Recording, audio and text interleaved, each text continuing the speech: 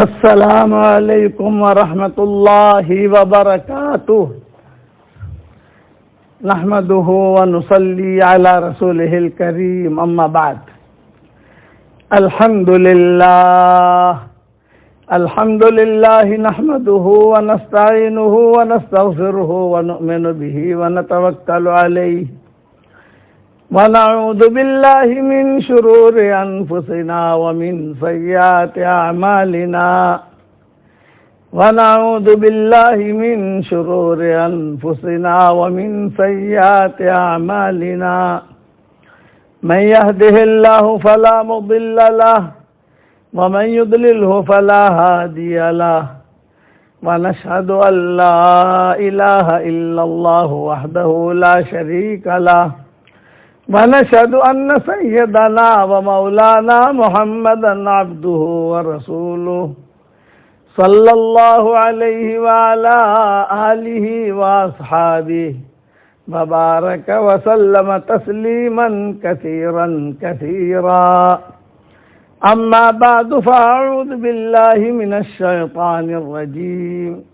بسم الله الرحمن الرحيم والمؤمنون والمؤمنات بعضهم أولياء بعض يأمرون بالمعروف وينهون عن المنكر ويقيمون الصلاة ويؤتون الزكاة ويطيعون الله ورسوله أولئك سيرحمهم الله ان اللہ عزیز حکیم صدق اللہ العظیم۔ قابل احترام مائیں، بہنیں، بیٹیاں، بہوئیں اور ہمارے محترم بھائی، عورتوں کا اللہ کے یہاں بہت بڑا درجہ ہے کہ اللہ کے یہاں عورتوں کا بہت بڑا مقام ہے۔ اسی لیے قرآن میں عورتوں کی صورت نازل کی ہے، مردوں کی کوئی صورت نہیں ملے گی قرآن میں آپ کو۔ سورۃ النساء عورتوں کی صورت، سورۃ الرجال یہ نہیں ملے گی۔ عورتوں کا اللہ کا اتنا احترام ہے کہ اللہ نے کسی عورت کا نام قرآن میں نہیں لیا، سینکڑوں عورتوں کے قصے بیان کیے، نام نہیں لیا، نام صرف مریم کا لیا ہے، اور وہ بھی ان کا ایک خاص قصہ اور عجیب قصہ ہے، اس لیے اللہ نے وہ نام سے موسوم کیا اور سورہ مریم نازل کی۔ لیکن باقی کسی عورت کا قصہ آپ کو نہیں ملے گا، حالانکہ امہات المومنین کے قصے بھی ہیں قرآن میں، یہ کہا دوسرے صحابیات کے قصے بھی ہیں، حضرت خولا کا قصہ بھی ہے، یہ سارے کے سارے قصے ہیں، لیکن نام نہیں لے گا اللہ۔ بس وہ صحابہ جو ہے اس کی تشریح کریں گے کہ بھی یہ فلاں عورت کے بارے میں نازل ہوئی ہے۔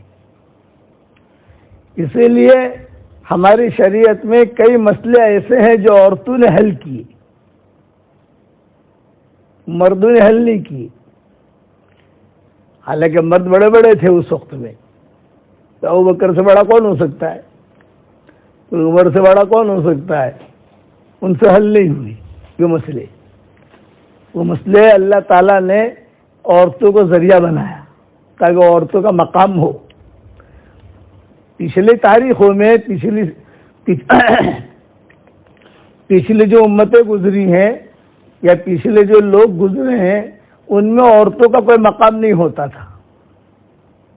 ہاں، کتابیات جو ہیں یہود نصارہ یہ عورتوں کو ایک درجہ دیتے تھے، لیکن فرینچ کالونی، چائنیز کالونی، یہ پرانی کالونیاں ہیں، انڈین کالونی یہ پرانی کالونیاں ہیں، جب سے دنیا آباد ہوئی ہے تب سے یہ کالونیاں چل رہی ہیں۔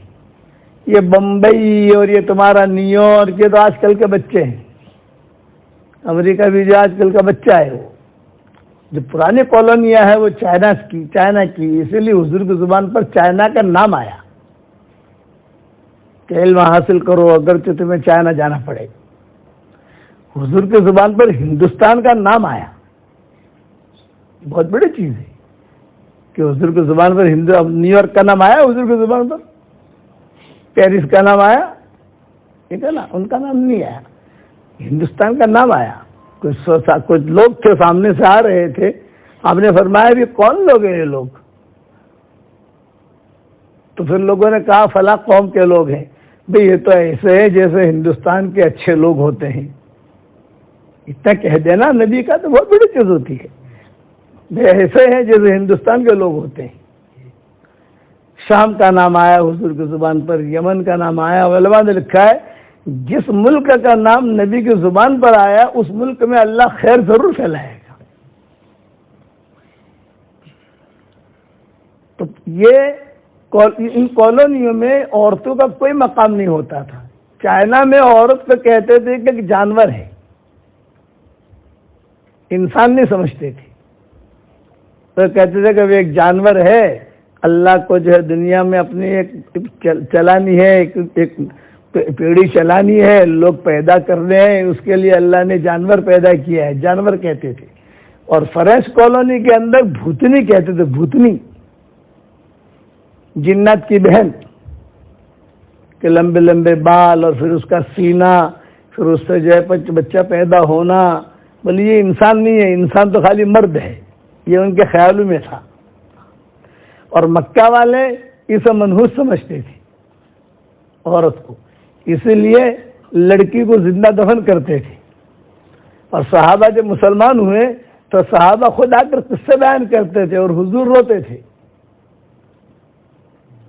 فرزدق ایک بہت بڑا شاعر گزرا ہے، اس کا نانا یا اس کا دادا یہ کہتا تھا کہ میرے پاس اللہ نے مجھے مال بہت دیا تھا، جو عورت بھی حمل والی ہوتی وہ پیسے کا تھیلا لے کر اس کے گھر باہر جا کر باہر بیٹھ جاتا تھا، رونے کی آواز آتی تو پوچھتا لڑکا ہے کہ لڑکی؟ وہ کہتے ہیں کہ لڑکا ہے، تو وہ جو ہے گھر والے کہتے کہ لڑکا پیدا ہوا ہے، وہ پیسہ لے کے چلا جاتا تھا۔ وہ کہتا کہ لڑکی ہے، وہ بیٹھا رہتا تھا، وہ کہتا تھا کہ ابھی لڑکی میں خرید لیتا ہوں، تمہیں کتنے پیسے چاہیے؟ تو حضور کے سامنے آ کر کہا میں نے 100 لڑکیاں بچائی ہیں اسے، 100 بچیاں میں نے بچائی۔ اور صحابہ اپنی اپنی بچیوں کے بارے میں کہتے تھے کہ میں نے میری بچی کو اس طریقے سے دفن کیا، میں نے اس طریقے سے دفن کیا۔ اسلام آیا تو اسلام نے عورت کا درجہ دیا اور بہت اونچا درجہ دیا، بہترین بیوی بنایا، بہترین ماں بنایا، بہترین بہن بنایا، بہترین بیٹی بنایا، اور پرورش کے اس کے فوائد بیان کیے حضور صلی اللہ علیہ وسلم نے، کہ 3 بہنوں کی جو کفالت کرے اس کے لیے یہ ہے، جو بیوہ ہو گئی، مطلقہ ہو گئی، بچے ہیں، بات ہوتا جوان بچی ہے بیچاری طلاق ہو جاتی ہے، بیوہ ہو جاتی ہے، بچے ہیں وہ نکاح نہیں کرتی، اس کی فضیلت بیان کی حضور صلی اللہ علیہ وسلم نے۔ فرمایا سنو، آپ نے فرمایا سنو، حشر کے میدان میں کچھ عورتیں مجھ سے ٹچ ہو کر جنت میں جائے گی، تو میں پوچھوں گا من انتن، تم کون ہو بھائی مجھ سے ٹچ ہو کر جنت میں جا رہی ہو؟ فرمائے گی اما عرفتنا یا رسول اللہ، اے اللہ کے رسول آپ نے ہمیں نہیں پہچانا، ہم کون ہیں؟ کہنا میں نے نہیں پہچانا۔ فرمایا ہم وہ جوان بیوائیں ہیں، خوبصورت بیوائیں ہیں، ہم وہ جوان مطلقہ، اس میں مطلقائیں بھی آ جاتی ہیں، ہمارے چھوٹے چھوٹے بچے تھے لیکن ان کی تربیت کے خاطر، ان بچوں کی تربیت کے خاطر ہم نے دوسرے نکاح نہیں کیے تھے تاکہ ہمارے بچوں کی تربیت ہو، پتہ نہیں دوسرا شوہر کیسا آتا ہے، کیا خیال کرے۔ ہم وہ ہیں، ہم نے ہمارے نفس کے ساتھ جہاد کیا، بچوں کی تربیت کی، تو آپ فرمائیں گے وہ ساری بیوائیں، ساری مطلقائیں میرے ساتھ جنت میں جائیں گی، کی فضیلت بیان کی۔ ان المسلمین والمسلمات والمؤمنین والمؤمنات والقانتین والقانتات والصادقین والصادقات والصابرین والصابرات والخاشعین والخاشعات والمتصدقین والمتصدقات والصائمین والصائمات والحافظین فروجهم والحافظات والذاکرین اللہ کثیرا والذاکرات اعد اللہ لہم مغفرۃ واجرا عظیما. جوڑ دیا مسلمین مسلمات مومنین مومنات قانتین قانتات، مقام دیا ہماری شریعت نے. اسی لیے روایت میں آتا ہے کہ جنت میں میاں بیوی جب دونوں کا اعلان ہوگا، دونوں میاں بیوی دیندار ہے تو دونوں کا نکاح اللہ جنت میں کرا دیں گے. اب اعلان ہوگا حشر کا میدان میں، جاؤ فلاں فلاں جوڑا جنت میں جاؤ، تو پہلے جنت میں کون جائے گا؟ مرد. یہ کرنا پہلے عورت جائے گی. وہاں ریورس کرنٹ ہے. دنیا میں مردوں کے ماتحت رہتی ہے نا عورتیں، وہاں عورتوں کے ماتحت مرد ہوں گے. ان کی چلے گی پوری جنت کے اندر. اونچا مقام، بڑے بڑے مسئلے آئے، بڑے بڑے، اور عورتوں کو اللہ نے فراست دی ہے. حضرت عمر کے زمانے میں ایک لڑکی کا مسئلہ آیا. حضرت عمر کا زمانہ تھا. وہ لڑکی کا مسئلہ ایسا اڑا ٹیڑا ہوا مدینہ میں کہ کوئی حل نہیں کر سکا. یعنی حضرت عمر جیسا آدمی حل نہیں کر سکا تو دوسرا کون حل کرے گا؟ حضرت عمر نے عبداللہ ابن عباس کو بلایا، کہا غس یا غواص، اے غوطہ لگانے والے غوطہ لگا اور یہ مسئلہ حل کر. عبداللہ ابن عباس نے کہا مجھ سے حل نہیں ہوتا ہے مسئلہ. بتاؤ. امہات المومنین نے کہا ہم سے مسئلہ حل نہیں ہوتا.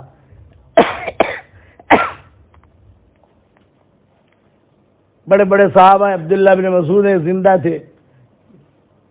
دور عثمانی میں ان کا انتقال ہوا ہے عبداللہ بن مسعود کا. حضرت علی زندہ تھے لیکن لڑکی کا مسئلہ کوئی حل نہیں کر سکتا. تو مکہ کی قریش کی عورتوں نے کہا ہمیں بولا ہم حل کریں گے.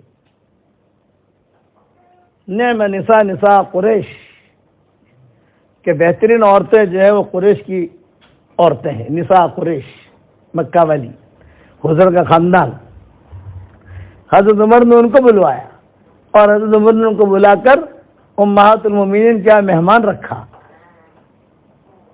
اور پھر جو ہے ان سے کہا اس لڑکی کا مسئلہ ہے، لڑکی کا مسئلہ حل کرو. چنانچہ قریش کی جو عورتیں تھیں انہوں نے سارا پوچھ پاچھ کر آدھے دن کے اندر، جو مہینے سے پریشان تھے، آدھے دن میں حل کر دیا اور پورا مدینہ متفق ہو گیا. یہ فراست دی ہے اللہ تعالیٰ نے، خاص چیز دی. حضور صلی اللہ علیہ وسلم کو پہچاننے والی حضرت خدیجہ. بھائی حضرت خدیجہ جو ہے انہوں نے حضور کو پہچانا اور پھر حضور کے ساتھ اپنا پیغام رکھا. حضرت خدیجہ نے خود نے. حضرت سودا یہ حضور صلی اللہ علیہ وسلم کو پہچاننے والی. یہ اللہ کا نظام چلتا ہے. اللہ تعالیٰ نے ایک خوبی رکھی ہے. حضرت موسیٰ علیہ السلام کو پہچاننے والی شعیب علیہ السلام کی بیٹیاں، یوسف علیہ السلام کو پہچاننے والی زلیخا. بعد میں نکاح ہوا نا تو زلیخا کہتی تھی میں شروع سے پہچان گئی تھی کہ آپ نے اللہ نے خیر رکھی ہے. یہ خاص نظر ہے. جیسے علماء نے لکھا ہے کہ گھوڑے کی پیشانی میں قیامت تک جو ہے وہ رہے گا. کیا کہتے ہیں کہ ایک اثر رہے گا گھوڑے کی پیشانی میں، قیامت تک جو ہے اس کا اثر رہے گا. اسی لیے اللہ تعالیٰ نے اگر مال بہت دیا ہے تو گھوڑا پالا کرو. مال اگر بہت ہے، آپ کے پاس فارم ہے، یہ گھوڑے پالو. صحیح روایتوں میں آتا ہے کہ تہجد کے وقت میں یہ گھوڑا اپنے مالک کے لیے نام لے کر دعائیں مغفرت کرتا ہے.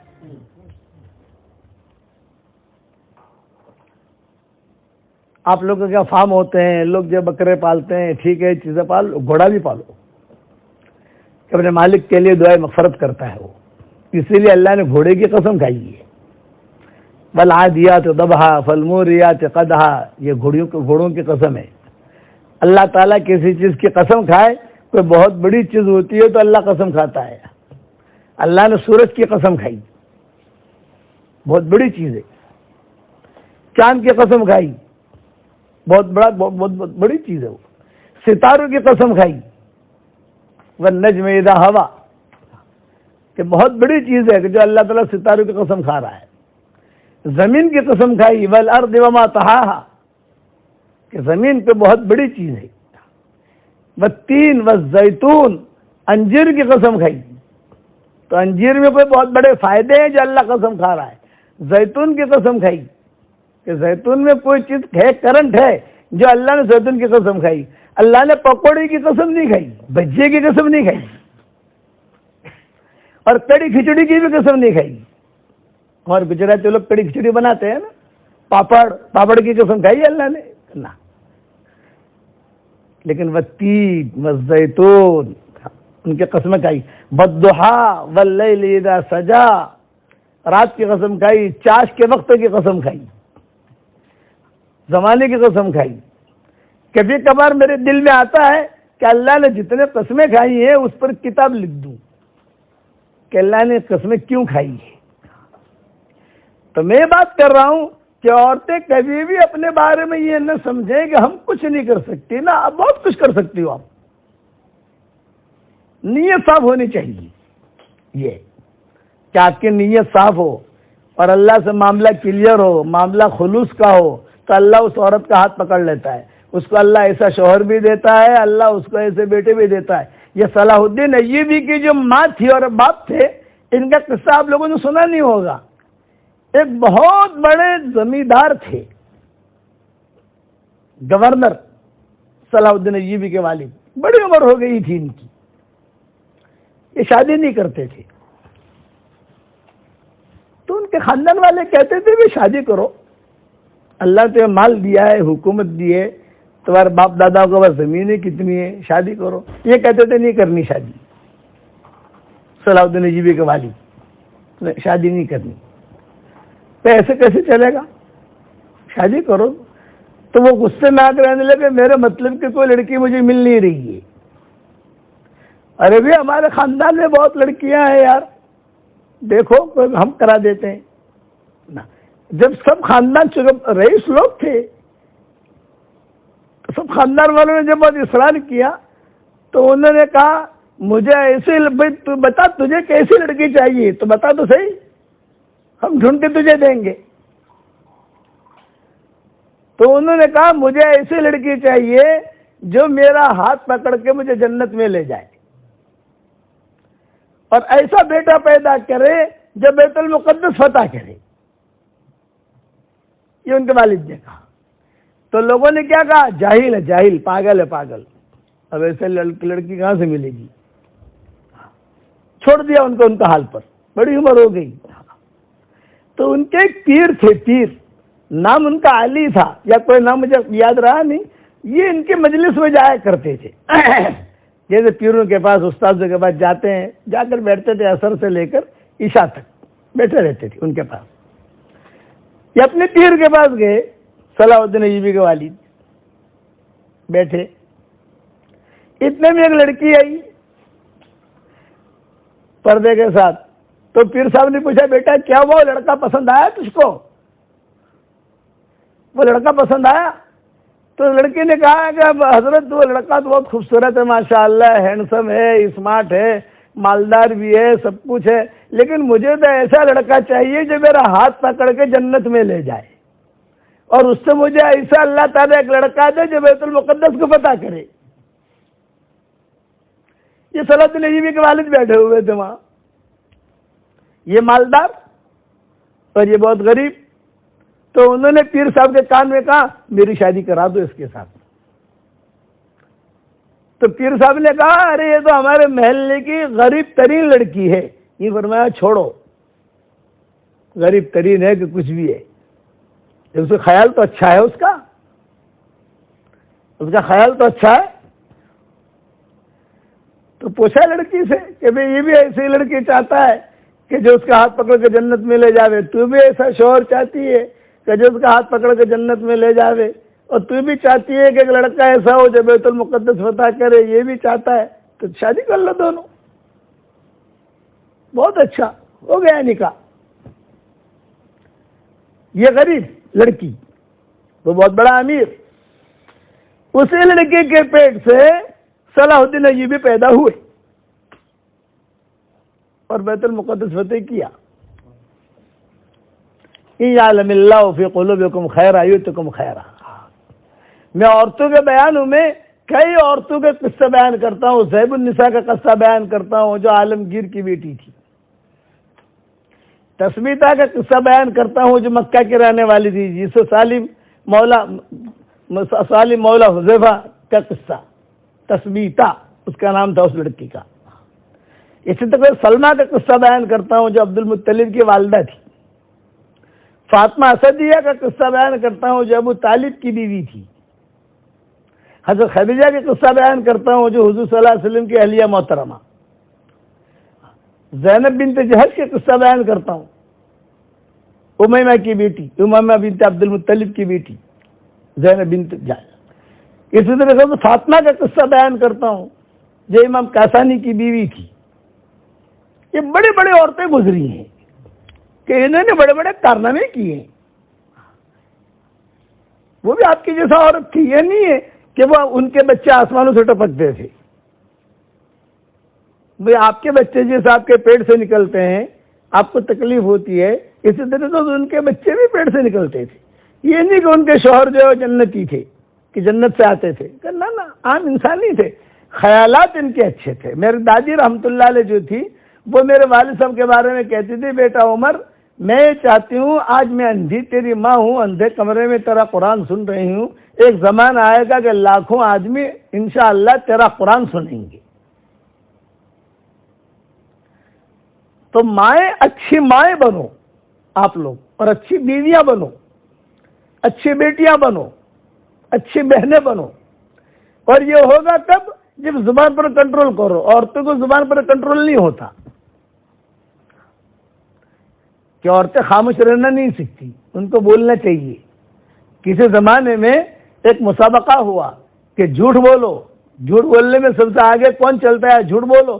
تو کسی نے کچھ جھوٹ بولا, کسی نے کچھ جھوٹ بولا, سب فیل ہو گئے. ایک آدمی نے جھوٹ بولا کہ 10 عورتیں میں نے دیکھی اور خاموش بیٹھی تھی. بولے کہ ہاں یہ نہیں ہو سکتا کہ غیبت بھی ہوگی, کہ جو ہے یعنی بدگمانی بھی ہوگی, یہ ساری چیزیں ہوتی ہے. نہیں, اسے چھوڑو, خاموش رہنا سیکھو اور اللہ کے احکامات کو پورا کرنا سیکھو تو اللہ آپ کو بھی اونچا درجہ دے گا. عورت کی نگاہ میں اللہ نے کرنٹ رکھا ہے, یہ ذہن میں رکھنا کہ عورت کی نگاہ میں اللہ نے خوب, کہ اگر خیر ہوگی تو وہ عورت کو اللہ تعالیٰ خیر کی طرف لے چلے گا. حضرت خدیجہ جو ہے یہ کہا کرتی تھی کہ مجھے شوہر کی حاجت تھی, حضرت خدیجہ کو, لیکن اچھا میں خوبصورت بھی تھی, جوان بھی تھی, بچے پیدا کروں وہ طاقت بھی تھی, یعنی ماہواری میری بند نہیں ہوئی تھی, اور میری 2 جگہ سے طلاق بھی ہوئی تھی. جو بھی مسئلہ, سارے مسئلے تھے, پورا مکہ ٹوٹتا تھا خدیجہ کی شادی کے لیے, مال کی وجہ سے, ان کی خوبصورتی کی وجہ سے, ان کے اخلاق کی وجہ سے, بہت اونچے. لیکن میں اللہ سے کہتی تھی, اے اللہ میں میرا معاملہ تجھے سونپتی ہوں, تو مجھے اچھی چیز چھانٹ کے دینا, تو مجھے اچھی چیز چھانٹ کے دینا. یہ دعا سودا مانگتی تھی. تو یہ نظام تو اوپر سے چلتا ہے نا, سارا نظام کہاں سے چلتا ہے؟ اوپر سے چلتا ہے. اس لیے قرآن میں ایک ہی بات کہی, یعلم اللہ فی قلوبکم خیرا یؤتکم خیرا, تمہارے دلوں میں خیر ہوگی اللہ تمہیں خیر دے دے گا. یہ مت پوچھو کہاں سے دے گا. یہی معاملہ تثبیتہ کا تھا, یہی معاملہ فاطمہ اسدیہ کا تھا, ابو طالب کی بیوی. یہی معاملہ سلمہ کا تھا. سلمہ تو رہی نہیں, اب اپنے شوہر کے ساتھ عبد المطلب پیدا ہوئے اور ان کے شوہر کا انتقال ہو گیا, حضور صلی اللہ علیہ وسلم کے دادا عبد المطلب.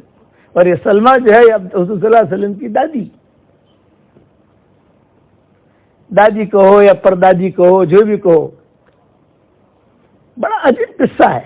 باب السلام ہے نا جہاں مدینہ منورہ میں, وہاں ان کا مسلمہ رہتی تھی وہ. تو خیریں چلتی ہیں، لیکن کب؟ جب دل میں خیر ہو. دل میں خیر نہیں ہوگی، آپ مکان جتنا اچھا بنا لو وہ خیر نہیں ہوگا. دل میں خیر ہوگی تو آپ کو خیر وینڈا بیٹھ کر ملے گی،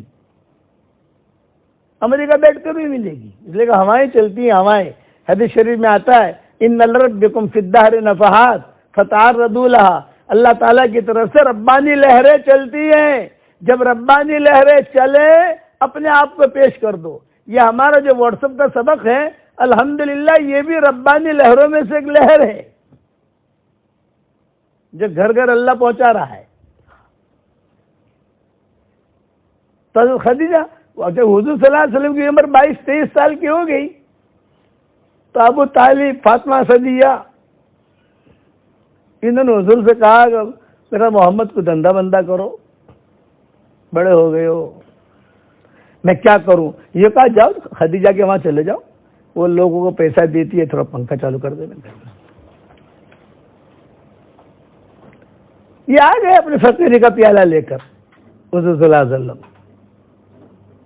لائن میں کھڑے ہو گئے. لائن میں کھڑے ہوتے ہی حضرت خدیجہ نے دیکھ لیا، ارے یہ کون لڑکا ہے؟ حالانکہ حضور صلی اللہ علیہ وسلم کو تو نبوت نہیں ملی ہے، 22-23 سال کی عمر ہے. نبوت تو 40 سال کی عمر میں ملے گی نا. اور حضرت خدیجہ کی عمر 40 سال کی ہے، عمر کا بھی فرق ہے. آپ کما رہے ہیں، وہ کماری نہیں ہے. لیکن خیر، شادی بیاہ کے اندر عمر بڑی چھوٹی زیادہ مت دیکھو.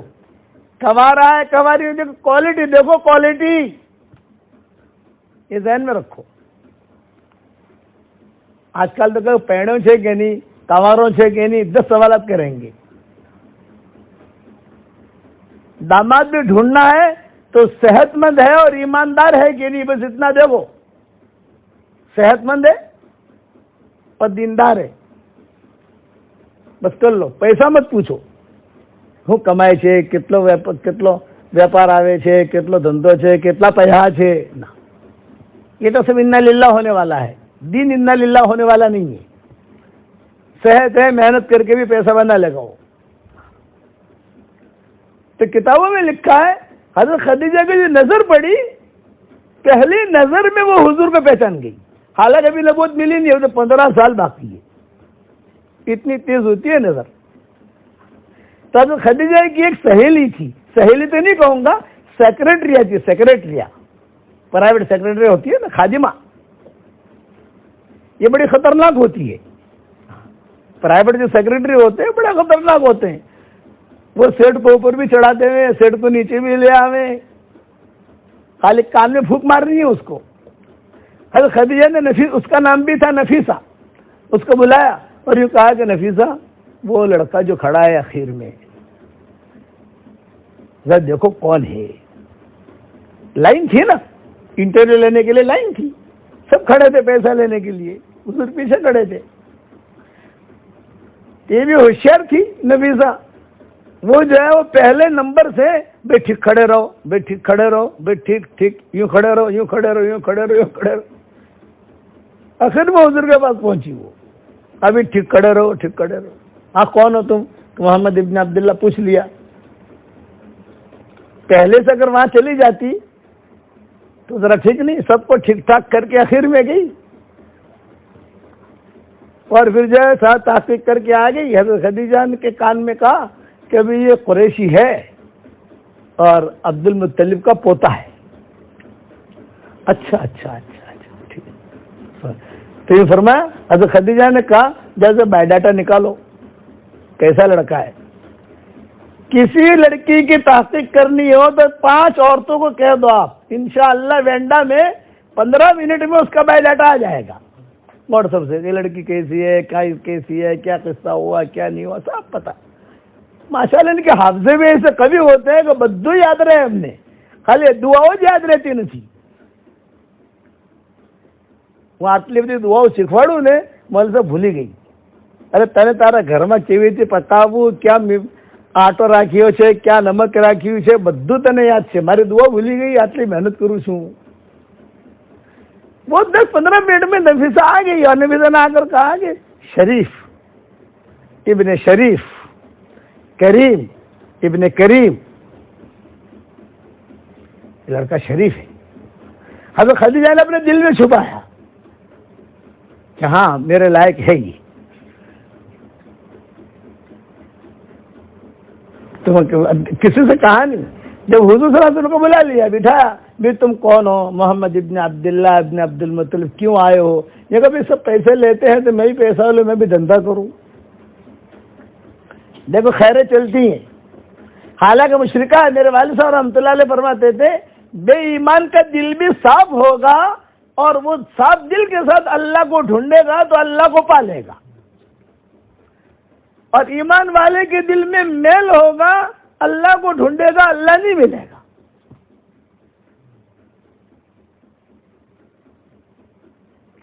آج ہمارے دل کے اندر رذائل بھر گئے، حسد، کینہ، بغض، بدگمانیاں، شوہر کی نافرمانی، بچوں کی تربیت نہیں، فجر کی نماز چھوڑ دیں گے، پاکی ناپاکی کا خیال نہیں۔ وہ دور ایسا نہیں تھا، وہ دور صاف ستھرا تھا۔ حضرت خدیجہ نے جب پیسہ بھی دے دیا، حساب کتاب بھی کر لیا، حضور صلی اللہ علیہ وسلم کو بھیج بھی دیا۔ بہت لمبا قصہ ہے، بہت لمبا قصہ ہے۔ ان کے ساتھ اپنے غلام کو بھی کر دیا۔ حضرت خدیجہ نے ادھر راستے میں دیکھنا، راستے میں جناتوں کے قصے ہوئے، شام بھیجا۔ آپ کی عمر 23 سال کی تھی، ایک تو آپ 13 سال کی عمر میں شام گئے تھے، اور ایک 23-24 سال کی عمر میں شام گئے آپ۔ پھر آپ جو ہے شام نہیں گئے، تبوک تک گئے آخری عمر میں۔ بس یہ آپ کا لمبا سفر ہوا۔ جب شام میں سفر کر کے آ گئے تو خدیجہ نے اپنی سہیلیوں سے کہا، ہر عورت کی ایک سہیلی تو ہوتی ہے نا، حضرت خدیجہ کی بھی سہیلیاں تھیں۔ یہ کہا کہ دیکھو وہ لڑکا آ رہا ہے نا، دیکھو کیسا ہے، دیکھو وہ آ رہا ہے، جس درخت کے قریب سے گزر رہا ہے وہ درخت اس کی طرف مائل ہو رہے ہیں، جھک رہے ہیں، کس شان کے ساتھ آ رہا ہے۔ حضور صلی اللہ علیہ وسلم پہنچے، خدیجہ نے حساب کتاب لیا، ظاہری بات ہے کہ حساب کی سیٹھانی تھی، حساب کتاب تو لے گی۔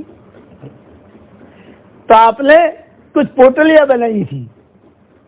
پوٹلیاں کیا سمجھا، سمجھ نہیں؟ پوٹلیاں یعنی پیسہ اس زمانے میں درہم دینار رکھتے تھے، تھیلیاں، کچھ تھیلیاں بنائی تھی آپ نے۔ ایک تھیلی حضور کے نفع کی، ایک تھیلی حضرت خدیجہ کے نفع کی، ایک تھیلی حضرت خدیجہ کی موڑی کی، راس المال کیپٹل کہتے ہیں، اور ایک تھیلی وہ جو غلام تھا اس کے ساتھ لڑائی ہوئی تھی، قصہ ہوا تھا اس کی، جو ساتھ گیا تھا اس کے ساتھ معاملہ ہوا تھا، بعد میں کبھی آیا تو سناؤں گا انشاءاللہ۔ یہ 4 تھیلیاں بنائی تھی۔ حضرت خدیجہ نے پوچھا، اب حضرت خدیجہ بیٹھی ہے، حضور صلی اللہ علیہ وسلم بیٹھے ہیں، نفیسہ بیٹھی ہے، نفیسہ تو سائی کی طرح تھی، پرائیویٹ سیکرٹری جو ساتھ رہتی تھی، اور وہ غلام جو ساتھ بھیجا تھا۔ آپ نے خدیجہ نے پوچھا کیا حساب کتاب ہے؟ آپ نے فرمایا دیکھیے یہ تھیلی آپ کی ہے نفع کی، یہ تھیلی آپ کے کیپٹل ہے، آپ کا، آپ نے جو دیا ہمیں، یہ تھیلی میرے نفع کی ہے، اور یہ تھیلی، یہ لڑائی کرتا تھا وہاں سب لوگوں سے، تو میں کہتا تھا کہ تو لڑائی مت کر، تیرا جو بھی حصہ بنتا ہے میں دے دوں گا۔ وہ غلام لڑائی کرتا تھا وہاں سفر میں، یہ اتنا پیسہ ہے، پیسہ کم، تو لڑائی مت کر، میں دے دوں گا، تو یہ اس کا حصہ ہے۔ 4 تھیلیاں۔ تو خدیجہ نے کہا میری تھیلی کون سی؟ یہ کہا یہ بڑی والی کیپٹل والی یہ آپ کی ہے، اور یہ نفع والی آپ کی کون سی ہے؟ یہ کہا بار بار سوال کر رہی تھی۔ علماء نے لکھا ہے کیوں؟ اس لیے کہ دل میں حضور بیٹھے ہوئے تھے صلی اللہ علیہ وسلم۔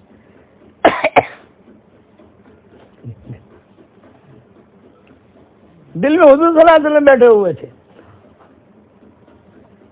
جب کسی سے محبت ہوتی ہے نا تو ہر چیز کا سوال 2-2 منٹ میں کرے گا۔ ارے ہاں وہ کیسا کلر تھا، ارے ہمیں کلر بھول گئی، وہ کیسا تھا، وہ پیدائش کی تاریخ بھی مانگے گا، وہ یہ بھی مانگے گا، کیونکہ محبت ہے۔ محبت آدمی کو اندھا کر دیتی ہے. ہم کہتے ہیں اللہ رسول کی محبت پیدا کرو. پھر خدیجہ نے کیا کیا؟ یوں کہا کہ لے بھی ربا تیرا جو معاملہ ہے تو لڑائی بڑائی کی تیری پوٹلی پکڑ اور جا یہاں سے، تیری تھیلی پکڑ اور تو جا. اس کو تو نکال دیا. نفیسہ سے کہا نفیسہ تو بھی چلی جا، مجھے بات کرنی ہے ان سے. پھر نفیسہ بھی چلی گئی.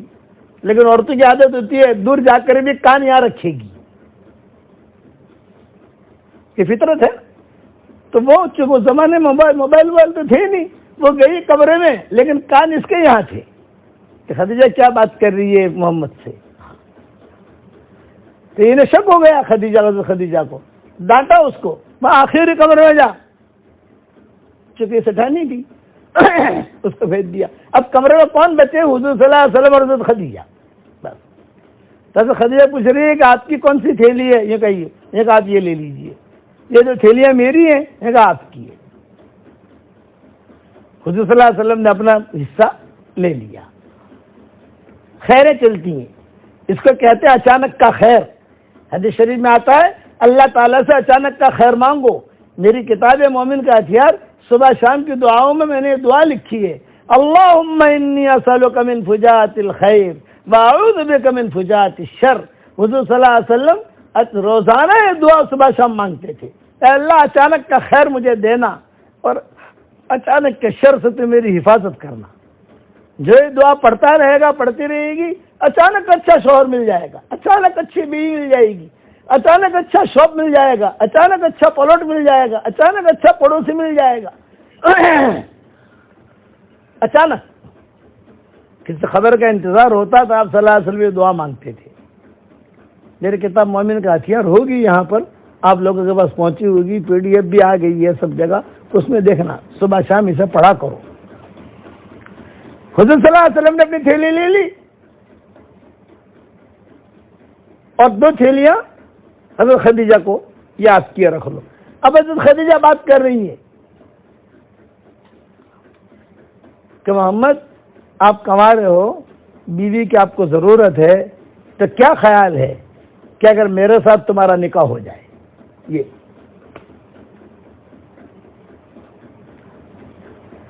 میرے ساتھ تمہارا نکاح ہو جائے. تو کتابوں میں لکھا ہے تو آپ کما رہے تھے تو آپ ایک دم شرما گئے، سرخ ہو گئے، سرخ کہ ارے اتنی بڑی عورت اور کیا کہہ رہی ہے، اتنی بڑی عورت. آپ خاموش رہے. جب آپ خاموش رہے تو خدیجہ نے پھر سے پوچھا ہاں بھی بتاؤ کیا رائے ہے تمہاری؟ تو آپ نے بہت اچھا جواب دیا، بہت اچھا جواب، معقول.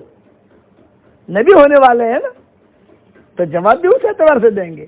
یہ فرمایا کہ ابھی شادی بیاہ کا مسئلہ جو ہے وہ ایسا ہے کہ زندگی بھر کا مسئلہ ہوتا ہے، تو ذرا اس میں اپنے گھر والوں سے مشورہ کر لوں.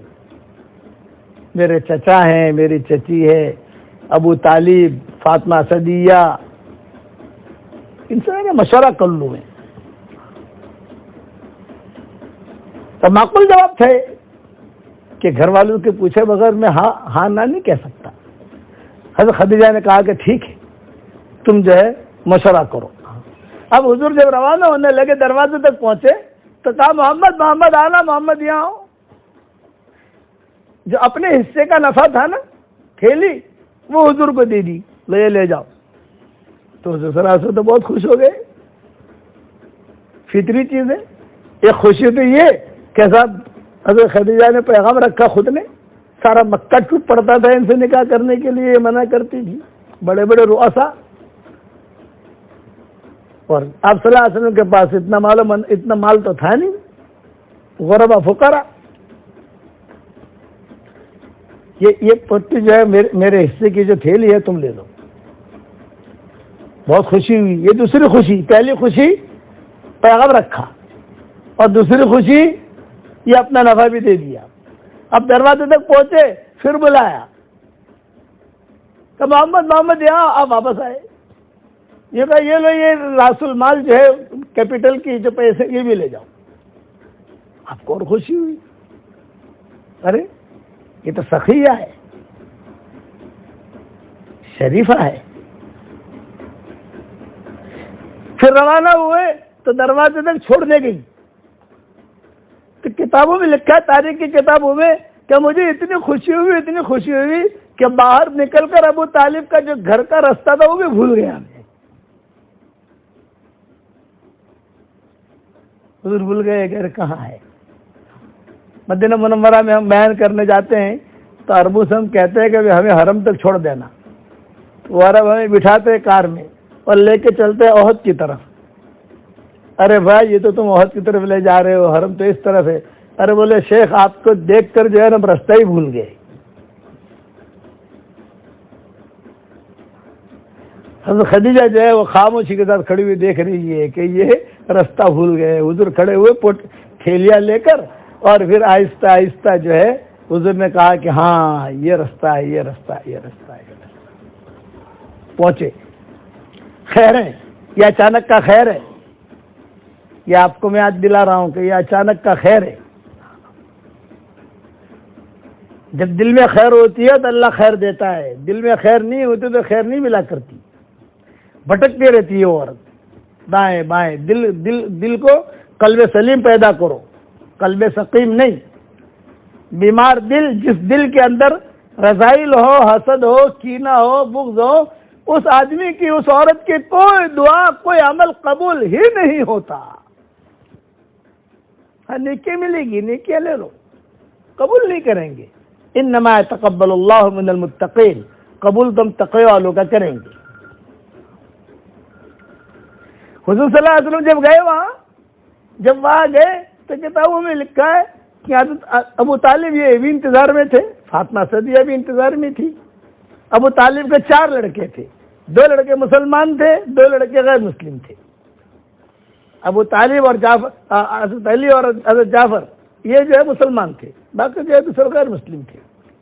2 لڑکے ہمیشہ مسلمان رہے، دوسرے انہوں نے اسلام قبول نہیں کیا. وہ کس سے لمبے کا ارے آ گیا بیٹا، آ گیا بیٹا، آ گیا بیٹا، آ گیا، ایسا ہی کہیں گے نا.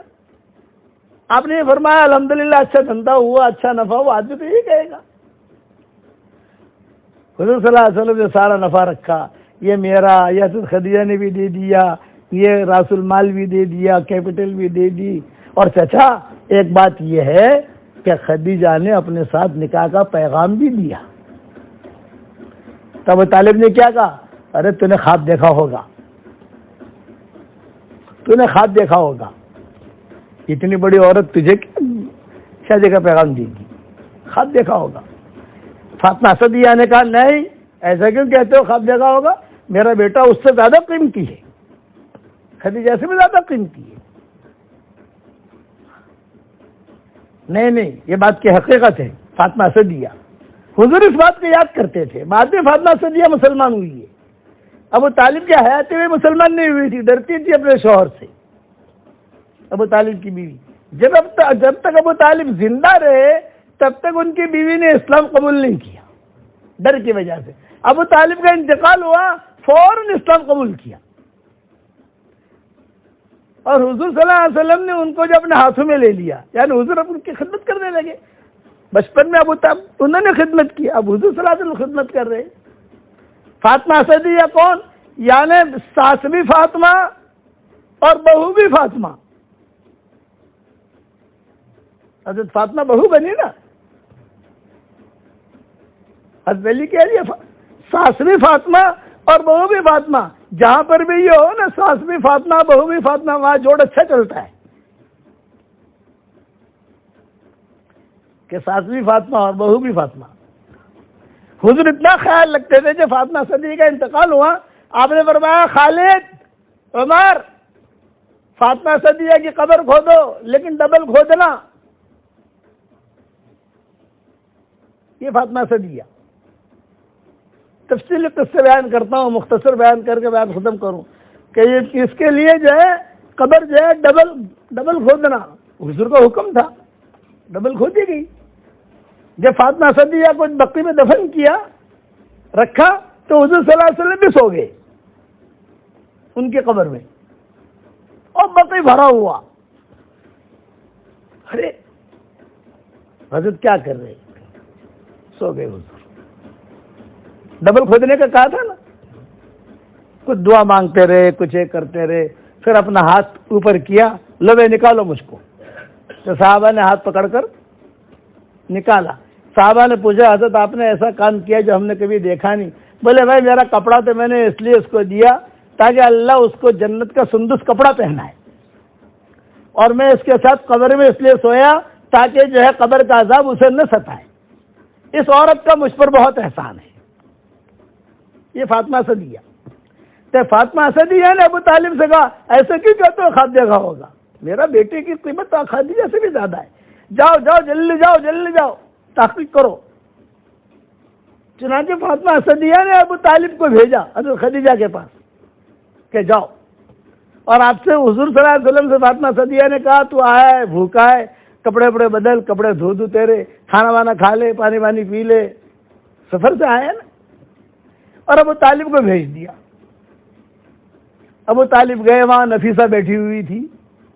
آپ کون ہو؟ یہ کہا ابو طالب. کیوں آئے ہو؟ یہ کہا آپا سے ملنا ہے. یہ کہا آپا اب نہیں ملے گی، کل 11 بجے ملے گی. 24 گھنٹے میں ایک مرتبہ باہر نکلتی آپا حساب کتاب کے لیے. حضرت خدیجہ نے سن لیا. نفیسہ کون ہے؟ یہ کہا ابو طالب ہے. یہ کہا وہ خل يدخل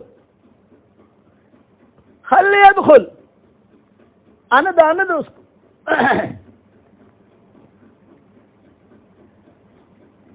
ابو طالب چلے گئے، بیٹھے. کیا حال چال ہے؟ کہ ابو طالب معروف لوگوں میں تھے. عبد المطلب کی اولاد میں یہ مکہ والے جانتے تھے کہ یہی رئیس تو نہیں تھے، لیکن حسب نسب کے اعتبار سے ان کا نسب اونچا گنا جاتا تھا. شان تھی ان کی، یہ خاندان کی. تو ابو طالب نے کہا میں اس لیے آیا ہوں کہ میرا بھتیجا آیا ہے اور یہ باتیں کر رہا تھا کہ آپ نے بات کی ہے شادی کی. کوئی خدیجہ نے کہا کہ ہاں ہاں صحیح ہے، میں نے بات کی ہے. ابو طالب بھی خوش ہو گئے کہ شادی نکاح یہ ایسی چیز ہوتی ہے کہ آدمی کو فطری خوشی ہوتی ہے، فطری خوشی. تو ابو طالب نے سوال کیا کہ آپ کا خاندان اتنا بڑا اونچا مالدار، آپ کے باپ، آپ کے ماموں، آپ کے چچا، آپ کے یہ کیسے تیار ہوں گے میرے بھتیجے کے ساتھ؟ یہ وہ ٹینشن مت لو، تم وہ ترتیب میں بنا لوں گی، لیکن تھوڑا سمجھاؤ تو صحیح کیا ترتیب بناؤ گی تم. تو حضرت خدیجہ نے کہا میرے والد کو روزانہ مغرب کی نماز کے بعد 1 بوتل شراب کی پلاتی ہوں، اور جب کوئی خاص کام ہوتا ہے، کوئی لمبے چوڑے چیک کے اوپر سگنیچر کرنا ہوتا ہے تو 2 بوتلیں پلا دیتی ہوں. بہت بڑا کام ہو تو 2 بوتلیں. تو جب نکاح کی بات ہو جائے گی ہماری تمہارے آپس میں، جب نکاح کی تاریخ آئے گی تو 2 بوتلیں پلا دوں گی. تو میں جو کہوں گے وہ کہیں گے یس یس یس یس. یہ حضرت خدیجہ نے کہا. اچھا اچھا اچھا میں سمجھ گیا. تاریخ طے ہوئی. ابو طالب جو ہے گئے، حضور صلی اللہ علیہ وسلم بھی تشریف لے گئے، دوسرے چچا بھی تشریف لے گئے، حضرت خدیجہ بھی جو ہے دلہن کی طرح بن چھن کر آ گئی، اور ان کے والد بھی، ان کے چچا بھی، ورقہ ابن نوفل بھی، یہ سارے کے سارے ان کے خاندان کے لوگ تھے. سب کو 2 بوتلیں شرابی پلائی. اس دور کے اعتبار سے ابو طالب نے جو ہے نکاح کا خطبہ پڑھا، اور نکاح کا خطبہ پڑھ کے ابو طالب نے کہا کہ میرا بھتیجا جو ہے مال کے اعتبار سے تو کم ہے، لیکن عزت، سعادت، برکت، راحت، اخلاق کے اعتبار سے خدیجہ کے مقابلے میں بہت اونچا ہے. حضرت خدیجہ نے کہا کہ صحیح ہے. اور محمد کا نکاح اتنے مہر کے اوپر، اور اتنے اس طرح کو جو مہر ہوتی ہے، ترتیب جو ہوتی ہے مہر کی، وہ اس زمانے میں بھی چلتی تھی. صرف حضرت زینب کا نکاح حضور کے ساتھ جو ہوا ہے وہ بغیر مہر کے ہوا ہے، دنیا کے قانون کے اعتبار سے نہیں ہوا، ڈائریکٹ اللہ نے نکاح کرا دیا. فلما قضا زید منها وطرا زوجناکہا، ہم نے آسمان سے نکاح کرا دیا. جاؤ، کوئی دنیا کی کوئی فارمیلٹی نہیں، آپ کی بیوی ہے، جاؤ. ایک عورت زینب، باقی سب کے ساتھ مہر وغیرہ کا معاملہ ہوا، کتابوں میں لکھا ہے. یہاں بھی مہر وغیرہ کا ساری بات ہو گئی.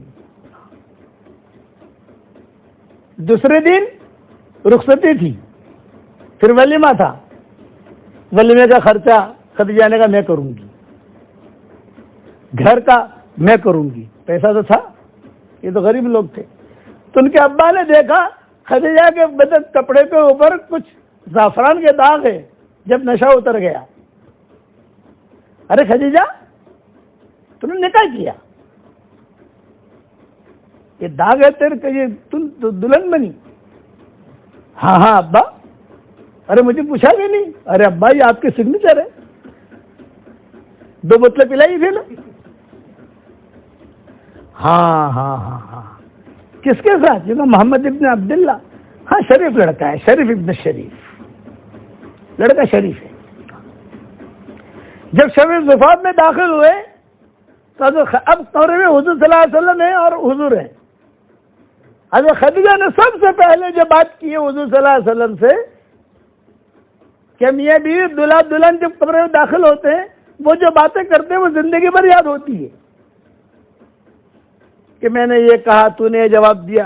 سب سے پہلے تو خدیجہ نے آپ تو جو بہت شرما رہے تھے. حضرت خدیجہ نے ہاتھ پکڑا اور ہاتھ پکڑ کے کہا کہ میرا اس سے مقصد کوئی اور نہیں ہے، صرف میں اتنا کہنا چاہتی ہوں آپ کے چہرے کے اوپر، آپ کی پیشانی کے اوپر نبوت کا نور ٹپکتے ہوئے مجھے محسوس ہو رہا ہے. ایک زمانہ آئے گا کہ اللہ آپ کو نبی بنائے گا. جب اللہ آپ کو نبی بنائے خدیجہ کو طلاق مت دے دینا. یہ جملہ سب سے پہلے کہا. اس پر حضور بہت روئی کہ میں اتنا بے غیرت نہیں ہوں، میں اتنا بے غیرت نہیں ہوں. اور کیسے خیر چلی، دیکھو کتنی اولادیں ہوئیں اور کتنا خیر پھیلی. اللہم انی اسألک من فجاعت الخیر واعوذ بک من فجاعت الشر. سب سے زیادہ ساتھ خدیجہ رضی اللہ تعالیٰ عنہ نے دیا. انتقال کا وقت قریب آیا، حضور صلی اللہ علیہ وسلم قریب بیٹھے ہوئے تھے. حضرت خدیجہ حضور کا ہاتھ پکڑے ہوئی تھی اور حضرت خدیجہ نے کہا حضرت اب میں جا رہی ہوں. آپ نے فرمایا ہاں جبریل آئے ہیں اور اللہ کا سلام کہہ رہے ہیں اور کہہ رہے ہیں کہ خدیجہ سے کہو کہ بس تم جو ہے میرے پاس آ رہی ہو اور بالکل گھبراؤ مت. اللہ کل خدیجہ نے کہا اللہ نے سلام کہا مجھ کو؟ ہاں ہاں اللہ نے سلام کہا ہے. اور جبریل بھی کہہ رہے ہیں کہ اگر خدیجہ کو برا نہ لگے تو میرا بھی سلام کہو. خدیجہ کو برا نہ لگے تو میرا بھی سلام کہو. اور جبریل مجھے یہ کہہ رہے ہیں کہ جنت میں 3 محل ہیں.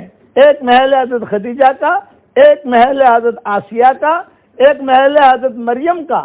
تو حضور کا نکاح جنت میں ان 2 کے ساتھ ہوگا، آسیہ اور مریم کے ساتھ. 3 محل قریب قریب ہیں. حضرت خدیجہ نے آنکھیں کھولی اور فرمایا حل تزوجت قبلی یا رسول اللہ، مجھ سے پہلے کسی کے ساتھ آپ نے نکاح کیا ہے؟ آپ نے فرمایا نکاح نہیں کیا، بات کروں گا جنت میں. چونکہ بے ہوشی کی حالت تھی حضرت خدیجہ کی. پھر حضرت خدیجہ نے کچھ نصیحتیں کی، کچھ باتیں کی. اخیر میں ایک جملہ کہا اب میں دنیا سے جا رہی ہوں، اشہد ان لا الہ الا اللہ واشہد انک رسول اللہ. اور ایک آخری نصیحت کرتی ہوں، میری بچیوں میں سب سے زیادہ پیاری مجھے فاطمہ ہے. میرے مرنے کے بعد اس کا بہت خیال رکھنا. یہ تو خدیجہ نے کہا. میری بچیوں میں بچیاں تو بڑی ہو گئی تھی، شادیاں بھی ہو گئی تھی، حضرت فاطمہ چھوٹی تھی، کہ میری بچیوں میں سب سے زیادہ مجھے پیار ہے میری فاطمہ سے. حضرت فاطمہ بھی کھڑی تھی وہاں، حضرت فاطمہ بھی کھڑی تھی. فاطمہ کا جو ہے خیال رکھنا. اور کلمہ پڑھتے ہوئے دنیا سے رخصت ہو گئی. حضرت فاطمہ کی عمر بڑی، حضرت عائشہ چھوٹی. حضرت عائشہ کو بہت چھوٹی تھی، گھومتی پھرتی تھی. حضرت فاطمہ جب پیدا ہو چکی تھی بڑی تھی، اس لیے خیر پھیلتی. یہی معاملہ ہوا حضرت سودا کا.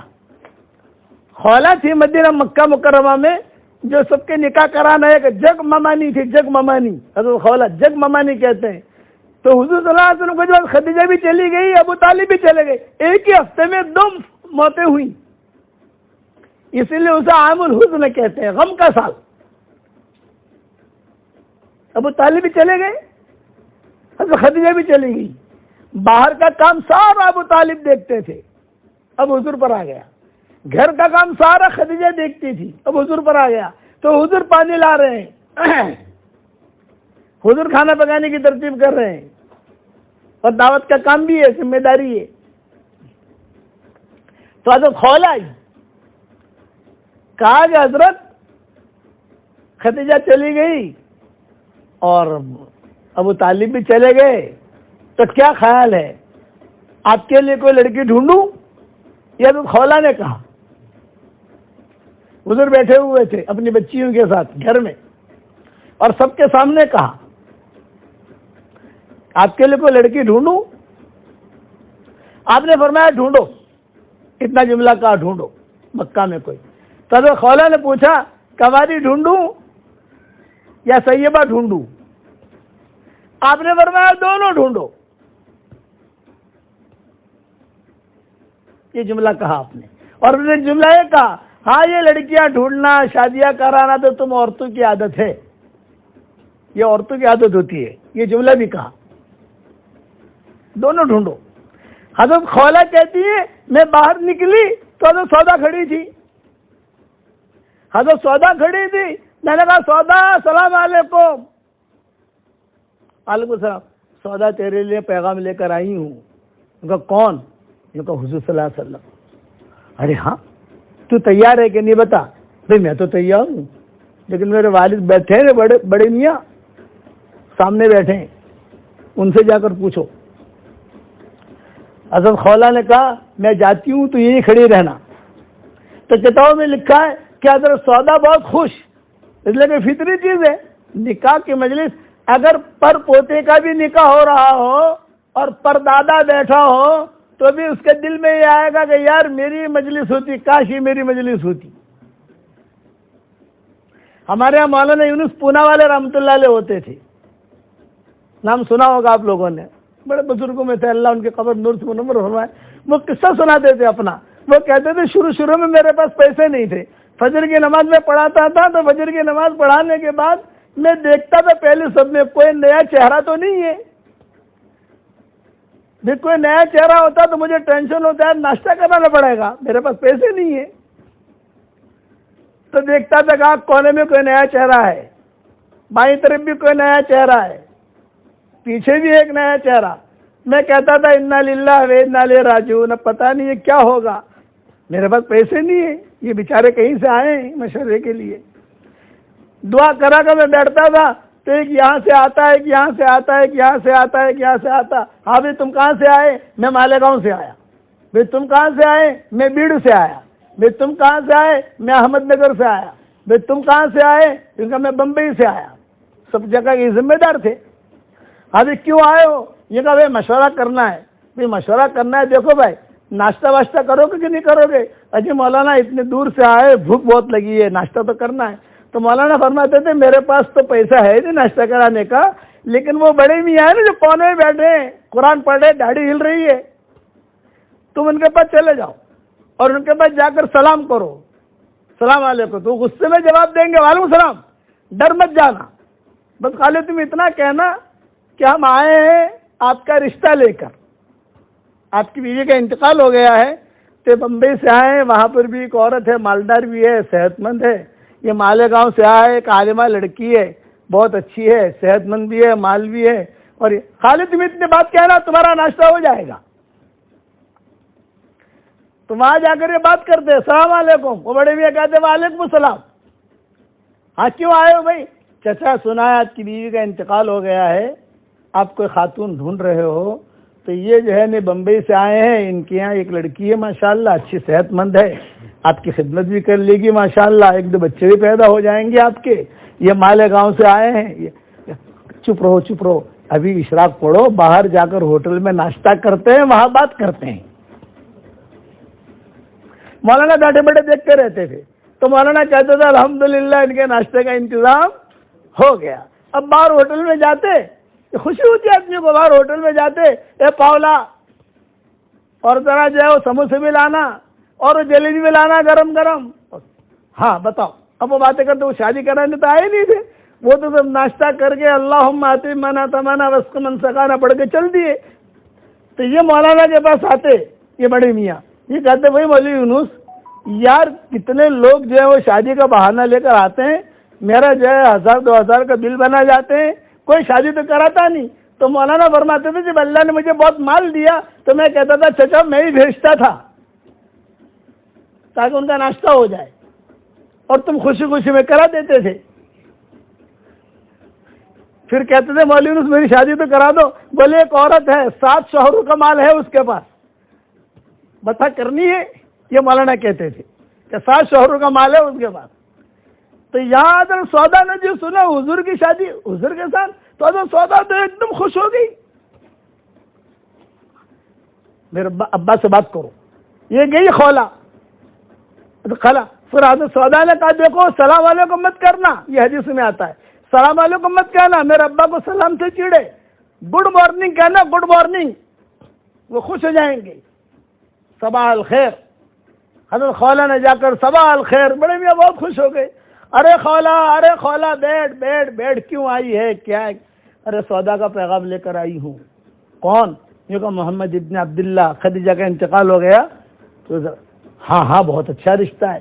تو حضرت سودا کے بھائی تھے، ان کا نام تھا عبداللہ ابن زما، یہ اندر کام کر رہے تھے، وہ باہر آئے، کیا کر رہے ہو ابا؟ اگر تیری بہن کا رشتہ کر رہا ہو۔ نہیں میں تیار نہیں ہوں، یہ کہہ کر انہوں نے گھر میں توڑ پھوڑ شروع کر دی۔ عبداللہ ابن زما نے مال پھینکا، کپڑے پھینکے، برتن توڑے، نہیں میری بہن کی شادی محمد کے ساتھ نہیں، دھمال ہو گئی گھر میں۔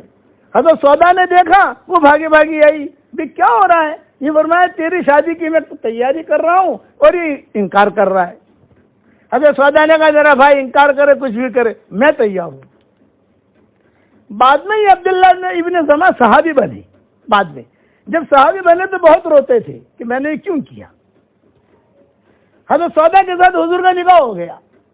اب حضرت سودا جو ہے لطیف مزاج کی تھی، لطیف مزاج کا مطلب ہنساتی بہت تھی، بدن تھوڑا بھاری تھا، ہنساتی تھی، تو حضور کو اتنا ہنسایا، بچیوں کو اتنا ہنسایا چٹکلے چھوڑ کے کہ سارا گھر میں جنت ہو گئی، نبھا لیا سب کو۔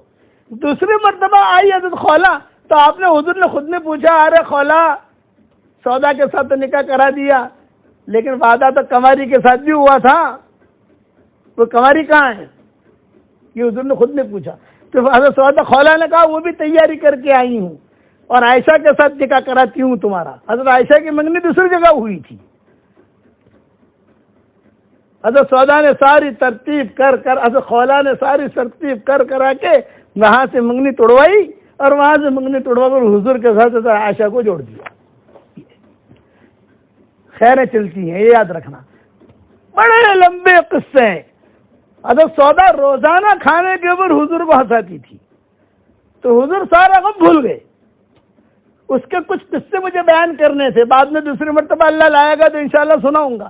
حضرت سودا جو ہے وہ چٹکلے تو حضرت فاطمہ بھی خوش ہو جاتی، بلکہ حضرت فاطمہ کہتی ہے امی وہ ذرا قصہ بیان کرو نا، وہ ابا کو بہت اچھا لگتا ہے۔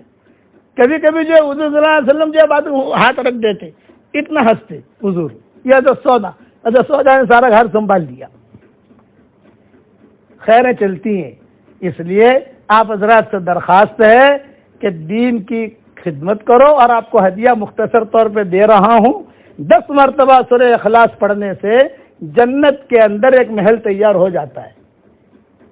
وینڈا میں بہت پراپرٹیاں بنا لی، اب جنت میں پراپرٹی بناؤ۔ اس لیے میری تشکیل پہلی یہ ہے 313 مرتبہ روزانہ سورہ اخلاص پڑھنے کی عادت ڈالو۔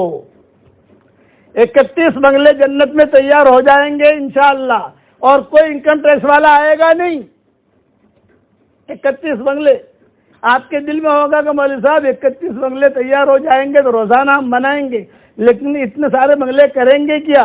کہ بھاڑو آپ سے کہ نہیں آوے کہ ٹینشن نہیں لو، تیاں جیسو اتنے مشورہ کرسوں آپ نے۔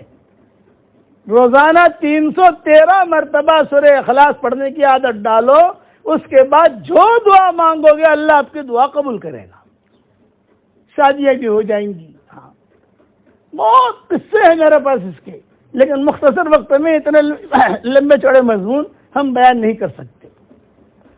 اور دوسرا، گھروں میں تعلیم، نمازوں کا اہتمام، قرآن شریف کی تلاوت، میرا سبق سنتی رہو، واٹس ایپ کا سبق جو آتا ہے وہ سنتی رہو، ساری دنیا سے الحمدللہ۔ آپ جو ہے یوٹیوب پر چلے جاؤ، خالد پالم پوری، عبد الواسع پالم پوری، محمد احمد پالم پوری، یہ میرے بیٹے ہیں، ان کے واٹس ایپ پر ہے تو سب آپ ڈالو گے خالد پالم پوری، سارے سبق آپ کو مل جائیں گے تاریخ وار۔ اور نمازوں کے اہتمام، جماعت میں بھی نکلنے کی کوشش کرو، شوہر کے ساتھ کبھی 10 دن کے لیے نکلو، کبھی 20 دن کے لیے نکلو۔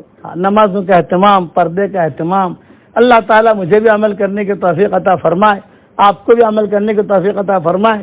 میں مختصر دعا کرا لیتا ہوں، پھر مائیں بہنیں نام بھی لکھوا لیں، بھی کون اپنے بیٹے کو بھیجے گی، کون اپنے شوہر کو بھیجے گی۔